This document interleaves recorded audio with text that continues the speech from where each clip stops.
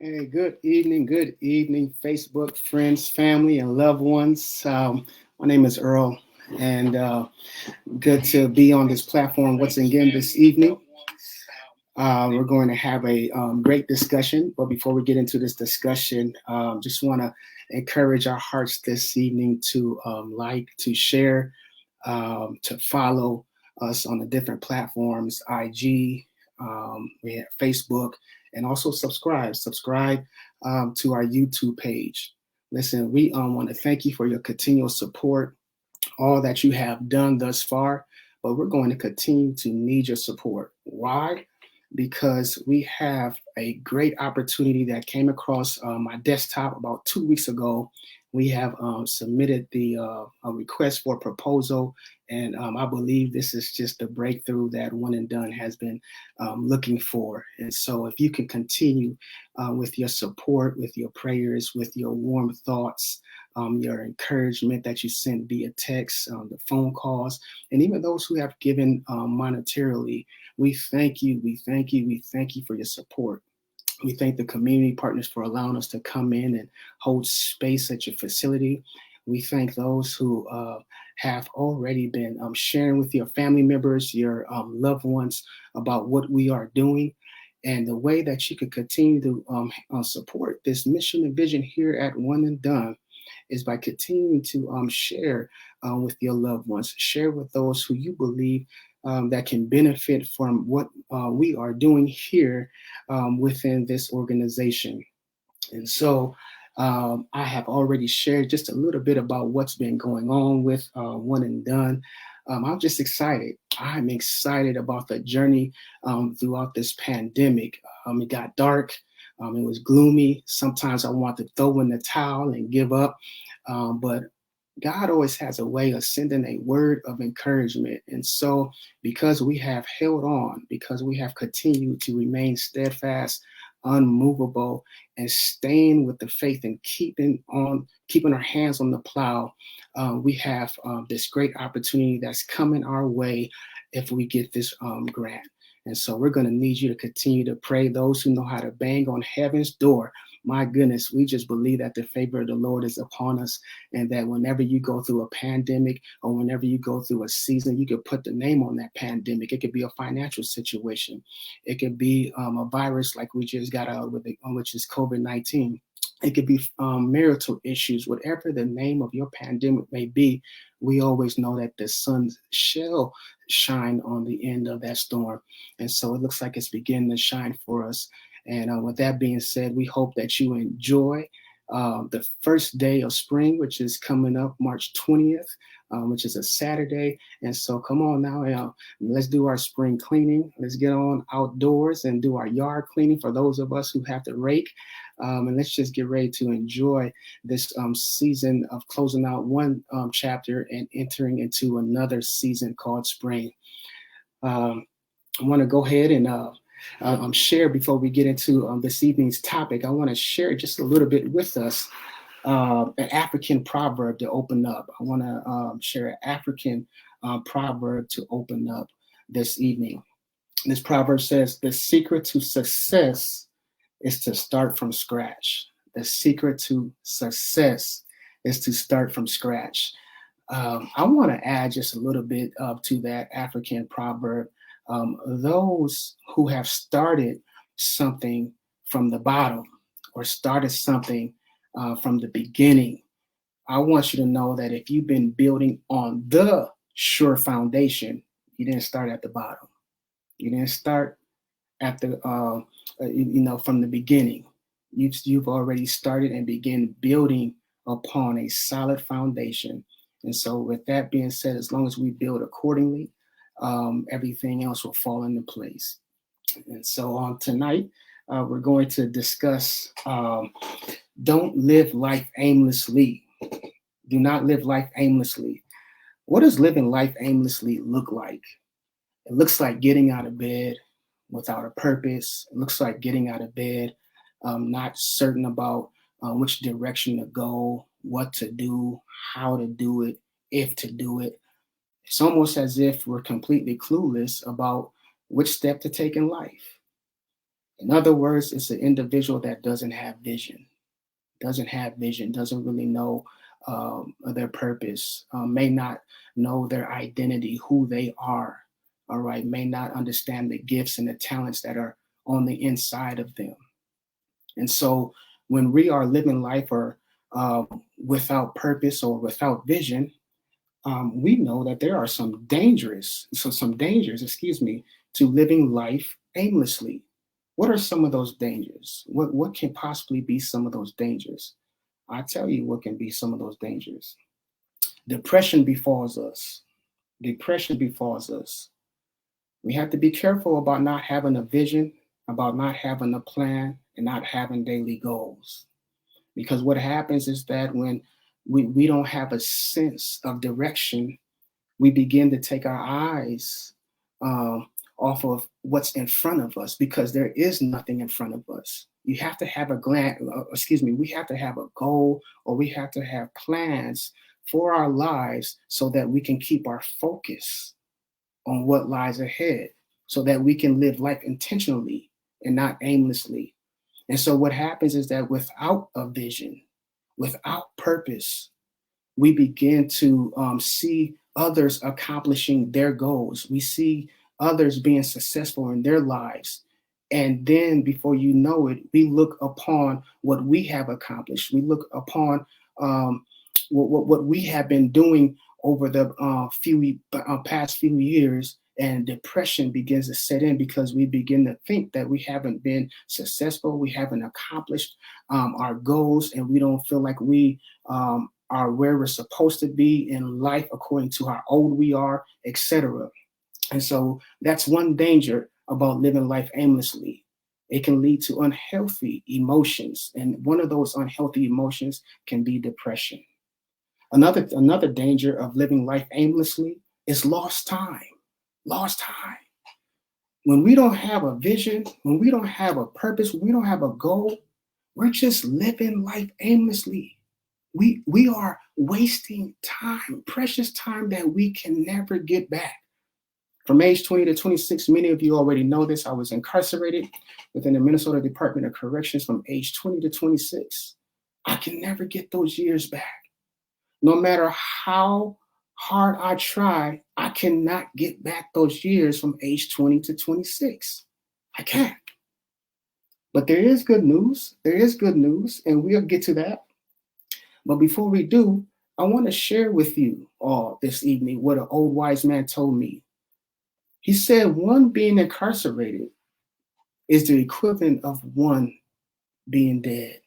He said the cell is likened to a coffin. And I go over this often.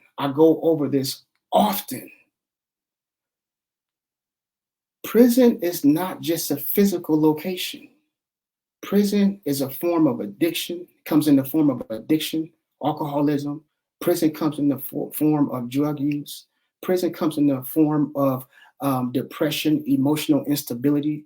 Prison comes in many different shapes, fashion, and forms. And what that older gentleman told me when I was in my youth, it was true.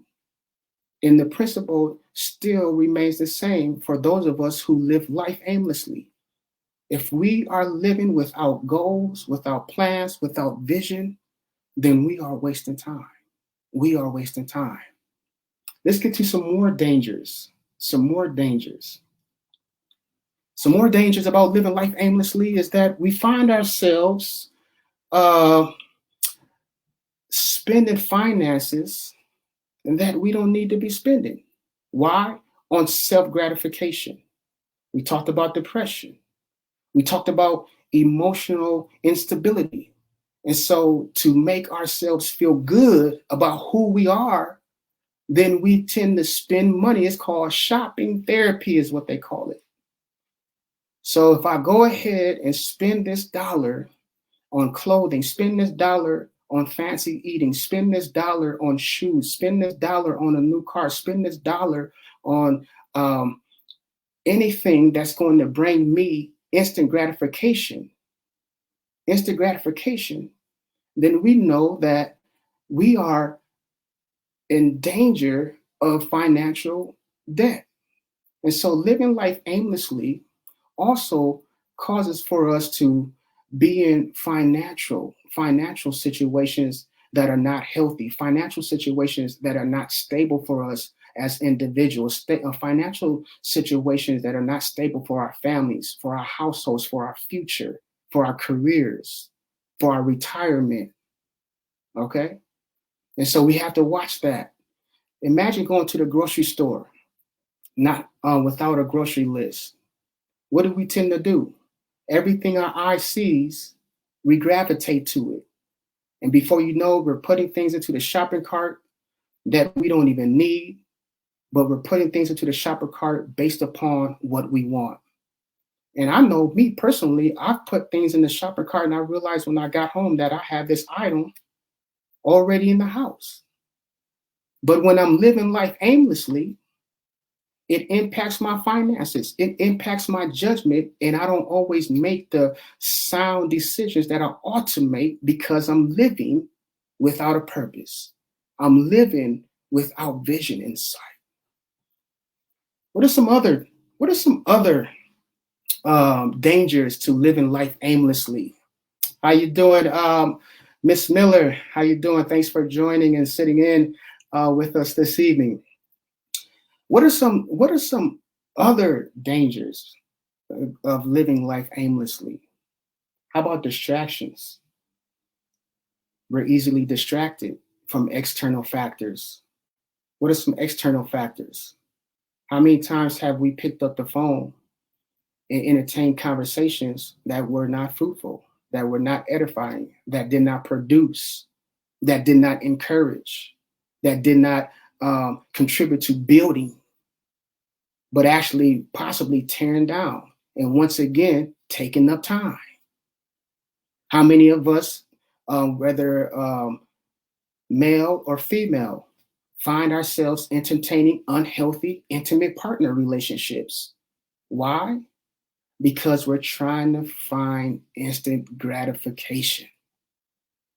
And so when we don't have a vision, when we don't have plans set into place, it exposes us to the dangers of living life aimlessly.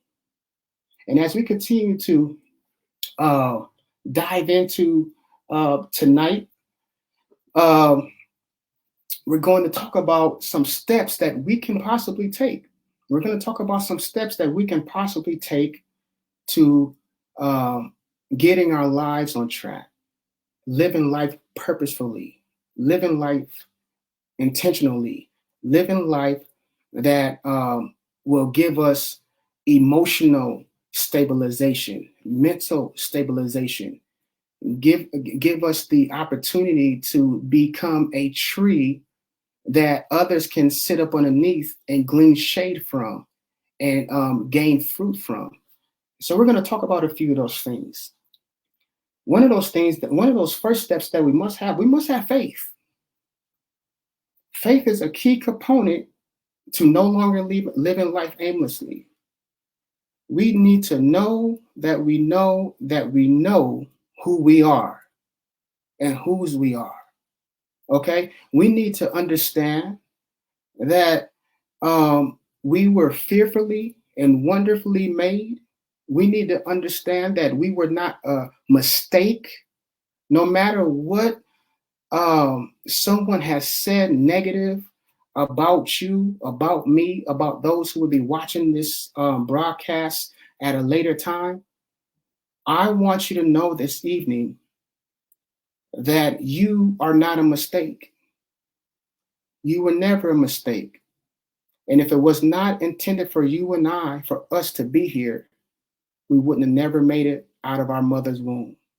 And since we did make it out of our mother's womb, we must believe, have faith, and know who we are and whose we are. I want you to know that you are the ground. We are the ground. And so you got to have faith in yourself.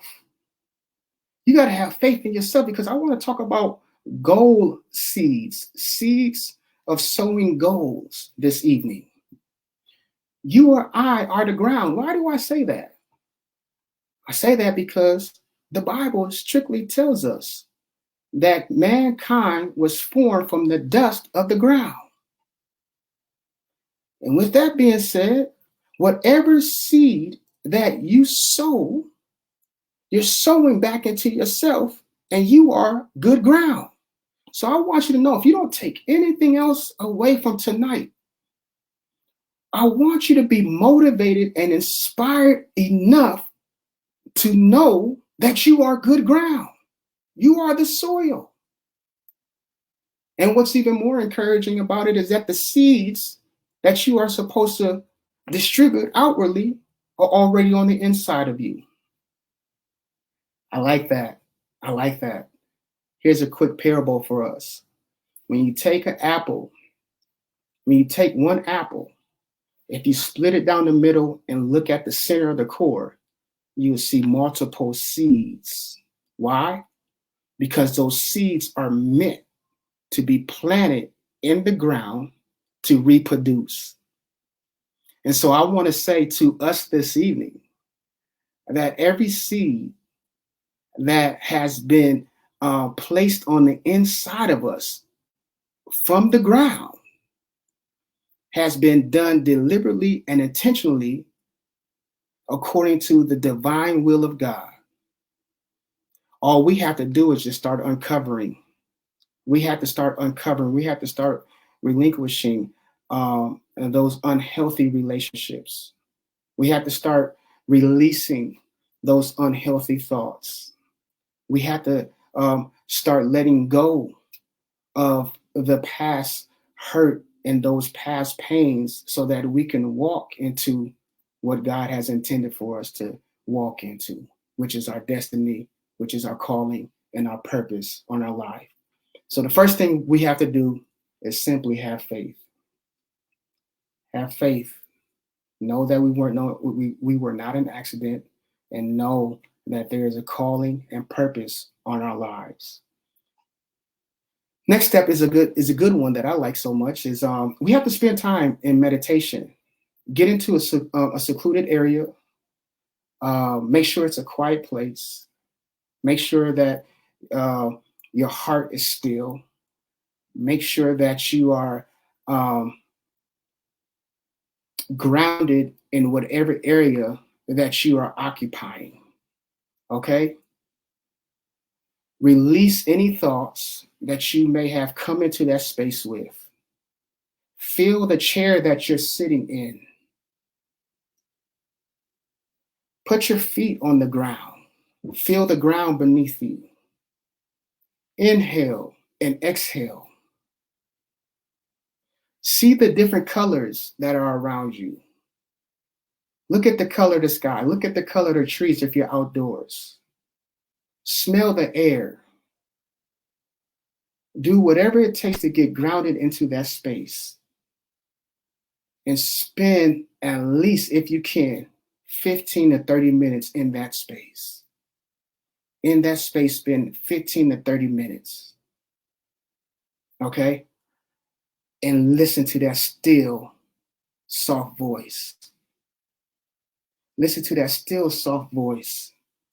Reveal onto who you are.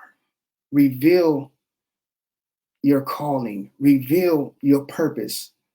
Let that small voice begin to speak and encourage you from the inside to bring deliverance from whatever has been holding you backward from having a vision. Okay? Whatever hurt, whatever pain, I don't know, child molestation, I don't know, maybe somebody raped you, I don't know, maybe domestic violence, I don't know, maybe a severe car accident, I don't know, maybe being shot at, whatever traumatic event that you have experienced in your life, allow for that small, still voice to begin to speak into your life, to give you hope, to give you inspiration, to give you motivation, and to give you vision. Something that's going to get you up, something that's going to cause for you to arise above the circumstances, the external factors, something that's going to cause for us to not worry about what somebody else is saying or what somebody else is thinking concerning us. Something that's going to get our lives back on track with purpose, not living life aimlessly. Also, it's important to discover our strengths, because once we have the calling and the purpose revealed unto us, we're going to have to know what our strengths are. We're going to have to know what our gifts are, what our talents are, because we're building. We're living life now intentionally. We're coming out of living life unintentionally and crossing over to living life with purpose. No longer living life aimlessly, but now we're going to use those years of living life aimlessly as a testimony of what God has done and what God can do for someone else. I want to pause right there. Everything that we have experienced in life is able to be used for our future. God bless you, Brother Daryl Davis. Let me just take a moment, man. You have extreme character. You have extreme courage to be able to step out on faith and live your life and do the things that you have been doing with your music, keeping the faith and still worshiping God, having your own personal intimate relationship with God, breaking free from relationships. Not many young men can do what you have done, but you did it. You did it, and you're still doing it. Don't look back, brother. Continue to let God bless you. And so it's imperative for us to discover our strengths, discover our gifts and our talents, because we're going to need these strengths to live out our daily goals.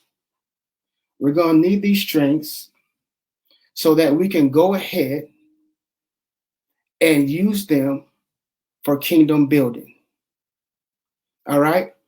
Now, our strengths should actually be tied into our calling and our purpose. Okay? God doesn't do anything that doesn't line up. He said line upon line, precept upon precept. Our strengths, our gifts, and our talents line up with our calling and our purpose for our lives. And so that's why it's important to spend time. The first thing we should be doing is spending time meditating, listening, receiving instructions, and journaling down those instructions. When God reveals to us our strengths, our gifts, we ought to journal that down, so that when life becomes hectic, we can have a reference point to begin to read and inspire and encourage us in down moments or in hard times or when it's hard to see the vision. I want to go ahead and share with us this. When we have the vision that lines up with our calling and lines up with our purpose, now we can begin writing out daily goals. And our daily goals that we write out on our calendars should actually be lined up with our the more bigger goal, the more bigger scheme of things, right? So for example, if you have marital goals, you and your spouse, you and your wife, or you and your husband have financial goals together. You say at the end of the year, I want to be at $100,000. Well, what are the steps that we can take? What are the steps that we can take now that can help us reach our goal in that 1 year? So whatever we're doing, maybe it's health. Think about your health. We're talking about goals being our seeds. If you have a physical goal, maybe you want to lose weight. Maybe you want to be more disciplined in your diet.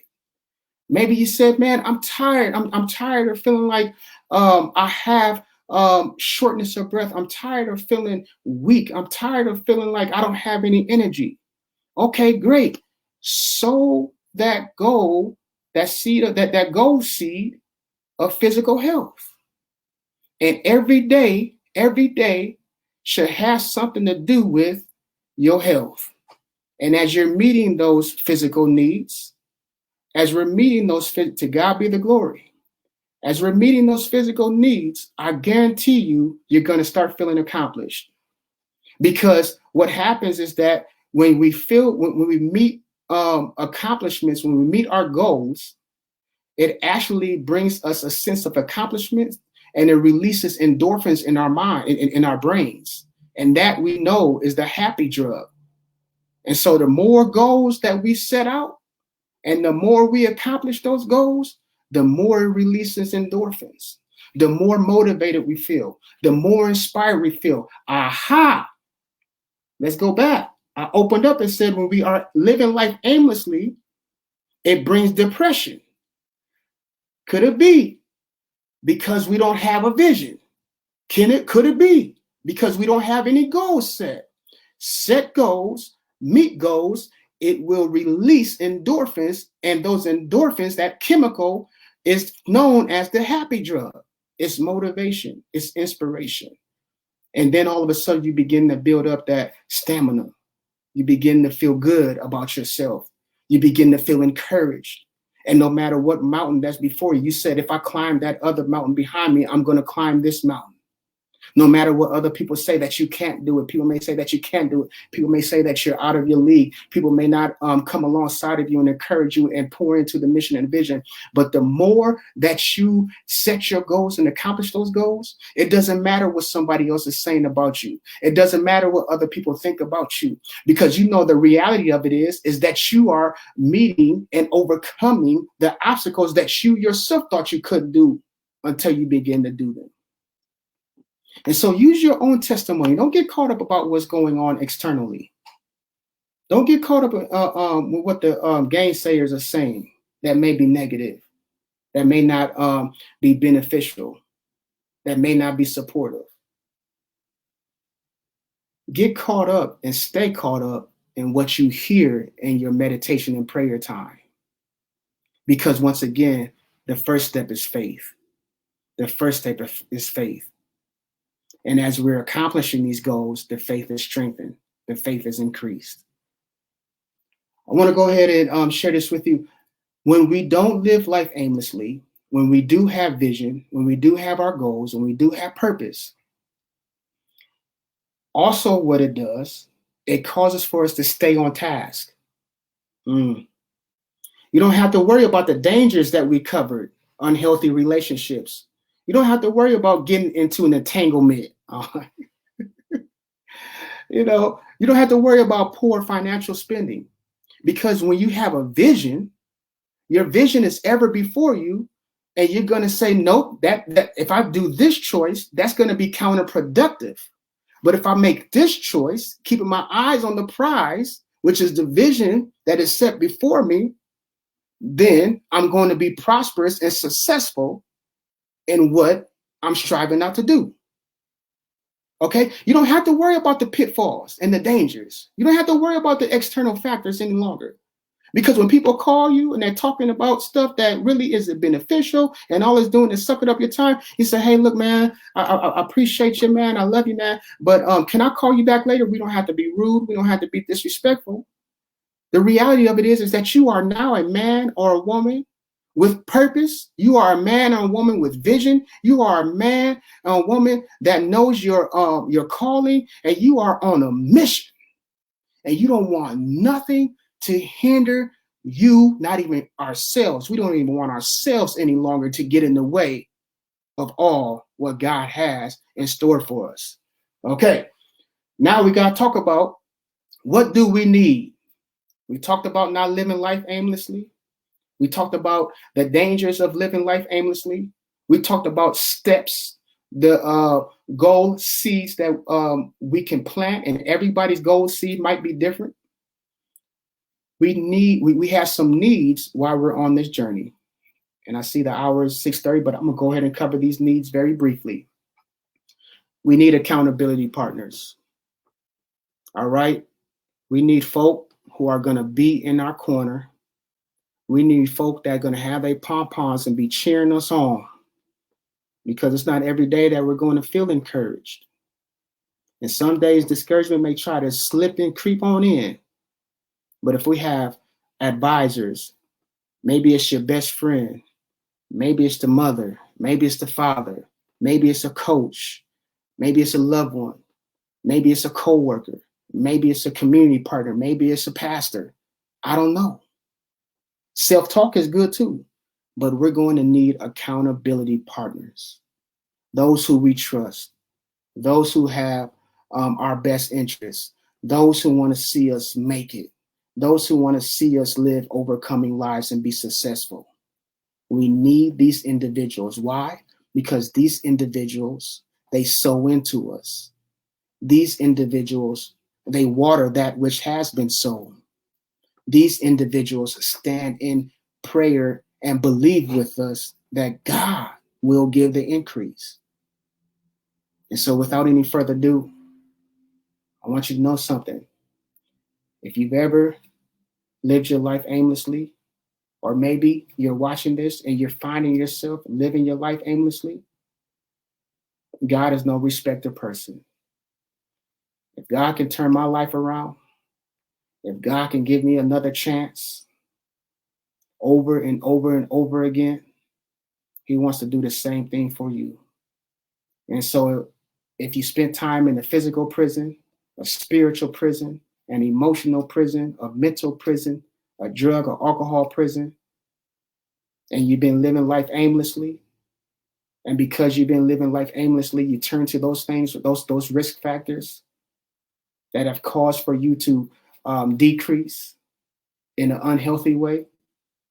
I want you to know something. God can give you the strength that you need to redeem the lost years. Oh, glory be to God. I felt that. I can't get those years back, but I can redeem the time.